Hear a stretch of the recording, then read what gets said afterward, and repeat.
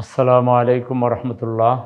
সম্মানিত নগরবাসী, প্রিয় দেশবাসী এবং প্রবাসে আমাদের যেসব ভাই বোনেরা বসবাস করেন, সবাইকে মাহে রমাদানের শুভেচ্ছা জ্ঞাপন করছি।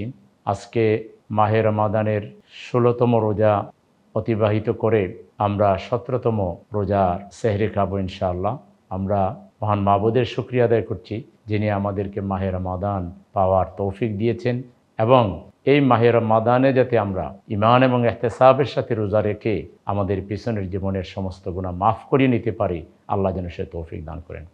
প্রিয় দেশবাসী, জুলাই বিপ্লবের মধ্য দিয়ে দেশের মানুষের জন্য, বিশেষ করে এদেশের রাজনৈতিক দলের নেতা কর্মীদের জন্য, রাজনৈতিক দলগুলির জন্য একটা বিরাট সুযোগ তৈরি হয়েছে যে আমরা আমাদের প্রিয় দেশকে গড়ে তোলার আমরা যেন পরিকল্পনা নিতে পারি। আমাদের প্রিয় জন্মভূমি বিগত ৫৩ বছরে নানাভাবে ক্ষতবিক্ষত হয়েছে।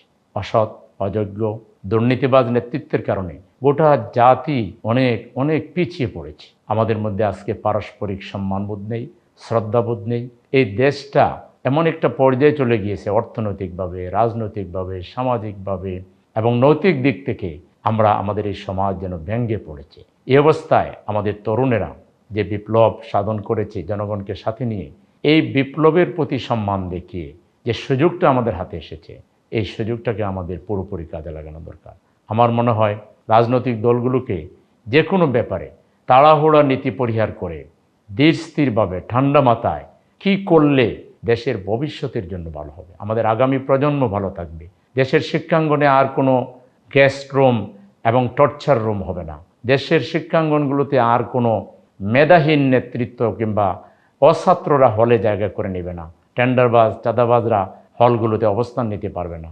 যে কাজ করলে আমাদের শিক্ষাঙ্গনগুলো লেখাপড়ার একটা সুন্দর পরিবেশ তৈরি হবে, যে কাজ করলে আমরা একটি সুন্দর অর্থনীতি বাংলাদেশে পাব, আমাদের তরুণ সমাজকে আমরা কর্মসংস্থান দিতে পারবো, যুবকদেরকে আমরা কর্মসংস্থান দিতে পারবো, এমন একটা শিক্ষা ব্যবস্থা আমরা গড়ে তোলা দরকার যে শিক্ষা ব্যবস্থা থেকে ছেলেরা লেখাপড়া করে বের হতে না হতেই তাদের হাতে আমরা চাকরি তুলে দেব, তারা ব্যবসায় চলে যাবে, তাদের কোনো কিছুর অভাব হবে না।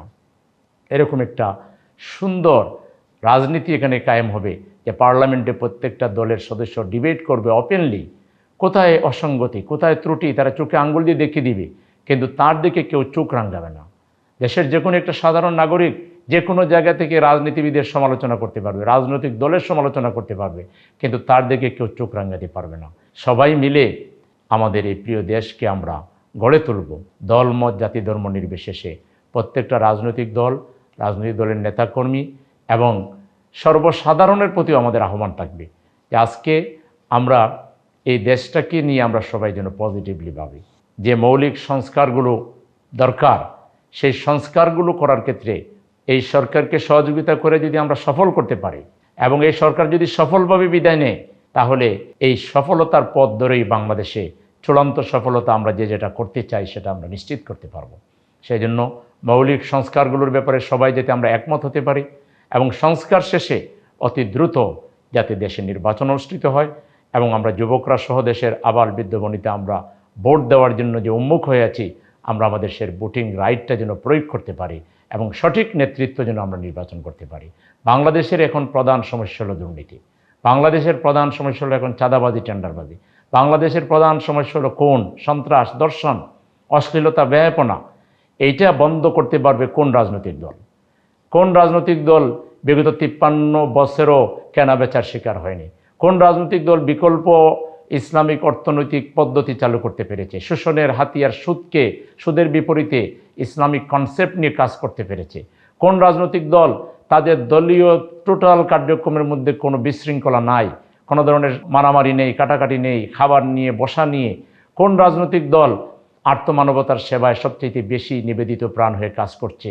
এগুলো আজকে আমাদের সামনে একেবারে পরিষ্কার। কোন রাজনৈতিক দলের নেতারা মন্ত্রী হয়েও ১ টাকার দুর্নীতি করেন নাই? কোন রাজনৈতিক দলটি শক্তিশালী, যাদেরকে ধাক্কা দিয়ে কেউ ফেলে দিতে পারবে না?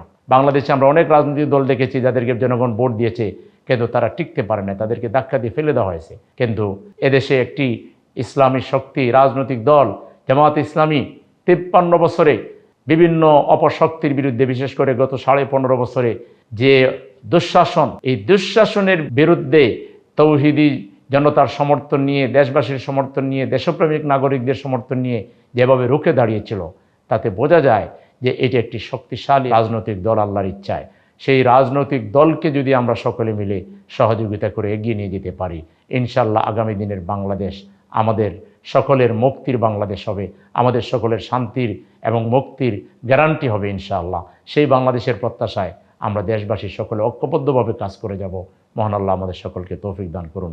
আমা তৌফিক ইল্লা বিল্লাহ। আসসালামু আলাইকুম রহমতুল্লাহ।